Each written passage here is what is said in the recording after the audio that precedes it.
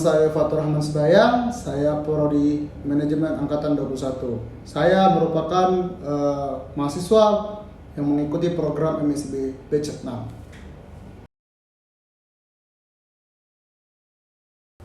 Pada video kali ini saya akan memaparkan dan menjelaskan kegiatan studi independen selama 5 bulan yang telah saya jalani.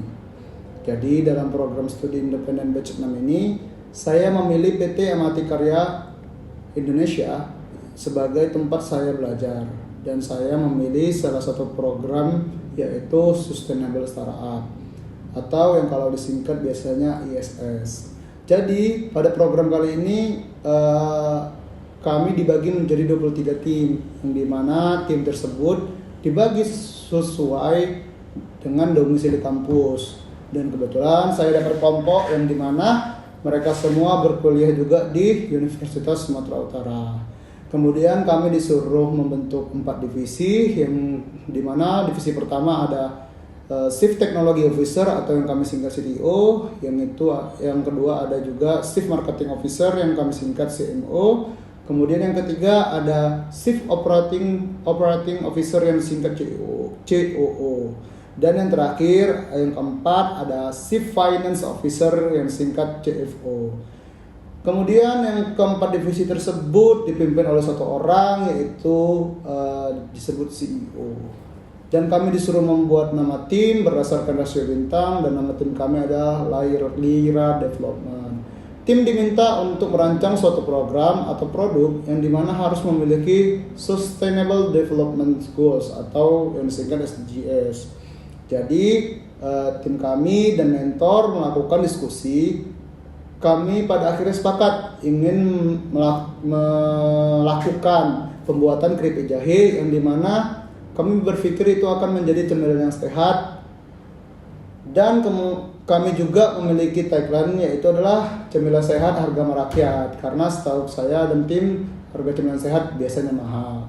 Namun di pertengahan kami menemukan kendala, dan pada akhirnya kami melakukan perubahan, yaitu kami merubah program kami menjadi pemberdayaan masyarakat, yang dimana SDGs yang kami ambil adalah poin 8 yaitu pertumbuhan ekonomi, dan poin 17 yaitu partnership goals.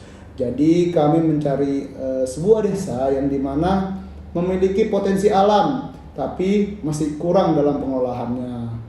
Dan setelah kami mencari, pada akhirnya kami menemukan sebuah desa yang terletak di Tanjung Rejo, Kecamatan Percut Seituan. Dan kami melakukan kerjasama dengan kepala desa dan masyarakat untuk melakukan inovasi pengelolaan hasil tambak dari desa Tanjung Rejo. Dan juga itu akan diubah menjadi produk abon udang. Dan kami ditunjuk langsung oleh Kades untuk ikut dalam penilaian evaluasi desa yang langsung dinilai oleh PJ Bupati.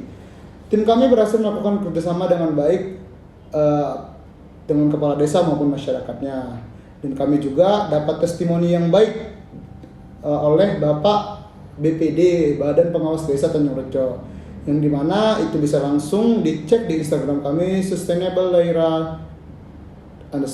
Dan kami berharap program yang kami jalani dapat bermanfaat untuk Desa Tanjung Rejo.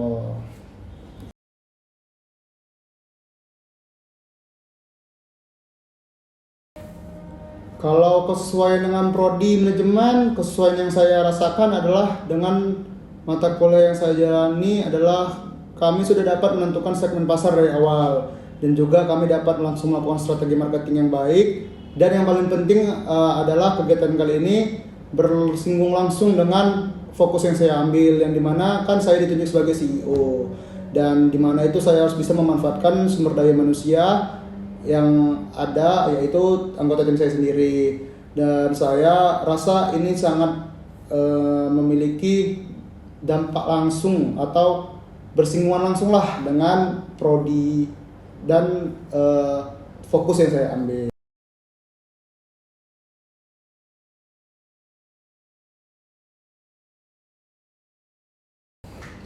Kalau manfaat yang saya dapat tadi kan sudah saya sebut salah satunya adalah yang pertama pengalaman langsung memimpin sebuah proyek yang bekerja selama langsung oleh pemerintahan dan dapat berperan juga dalam kegiatan evaluasi desa, sehingga saya dapat pengalaman baru nih untuk mengimplementasikan cara leadership yang selama ini diajari di kuliah, dan juga saya juga jadi tahu nih step-step apa saja yang dibutuhkan untuk ketika melakukan kerjasama dengan pemerintahan, terutama yang sudah saya alami sendiri, yaitu adalah pemerintahan desa. Dan saya rasa ini adalah manfaat yang sangat besar untuk saya dan tim, karena kami bisa langsung melihat cara penilaian evaluasi desa dan bahkan berpartisipasi, yaitu dengan menjadi salah satu membuat produk yang dimana produk kami ini menjadi salah satu penilaian untuk desa tersebut.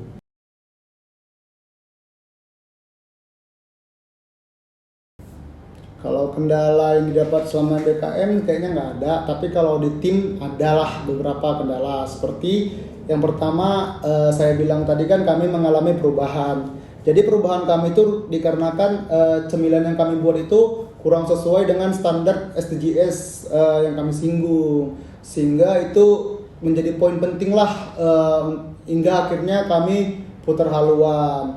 Dan juga ada beberapa kendala seperti kami awalnya ingin berkolaborasi dengan Sekolah Rakyat untuk melakukan kolaborasi pemberdayaan kan. Nah ternyata kami nggak mendapatkan waktu yang pas nih dengan Sekolah Rakyat, karena kebetulan mereka saat itu sedang full juga. Dan akhirnya kami mencari, akhirnya kami menemukan nih yayasan, yaitu Yayasan Sri Kandi. Namun setelah sampai pada proses yang lumayan tinggal hari H, dibatalkan nih karena mereka sedang fokus menangani sebuah kasus, kata mereka seperti itu. Namun semua berhasil kami lewati dengan kerjasama tim dan arahan mentor yang sangat membantulah dalam proses keberhasilan program kami tadi.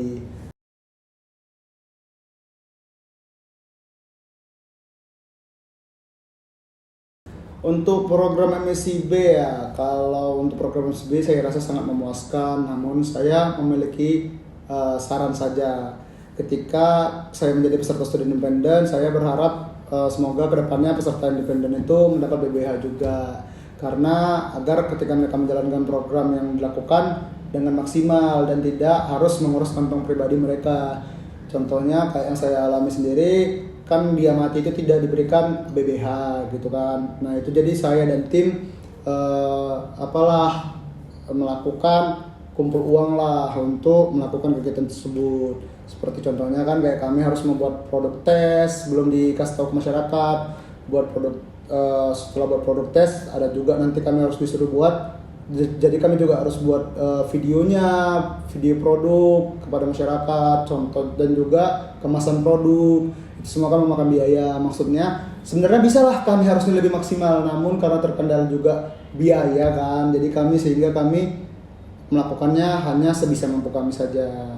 Mungkin itu aja sih saran saya untuk pihak MBKM.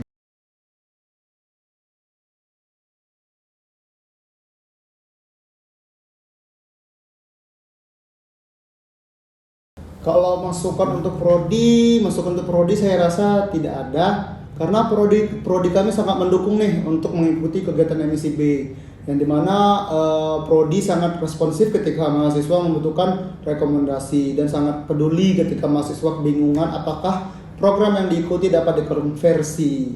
Sehingga saya rasa prodi sudah sangat membantu, dan saya ucapkan terima kasih banyak kepada prodi manajemen USU.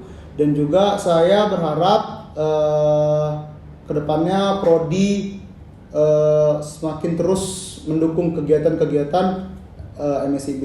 Dan saya ucapkan terima kasih juga kepada Pak Arif, yang dimana dari awal ketika kami melakukan pertanyaan apakah ini bisa dikonversi, Pak Arif sangat memberikan respons yang baik. Dan kemudian beliau ketika sudah akhir program juga beliau memberikan penjelasan tentang rekognisi nilai, dan saya rasa saya harus mengucapkan terima kasih banyak kepada Pak Arif.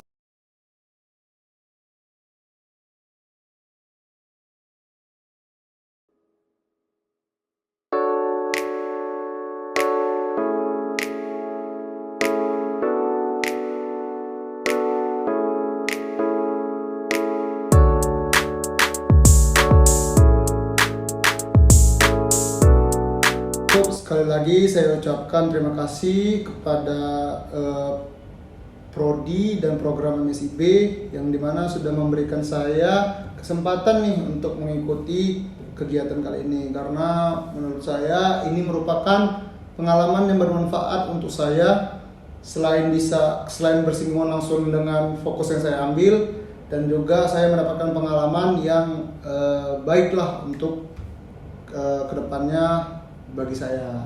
Saya ucapkan terima kasih banyak. Akhir salam, assalamualaikum warahmatullahi wabarakatuh.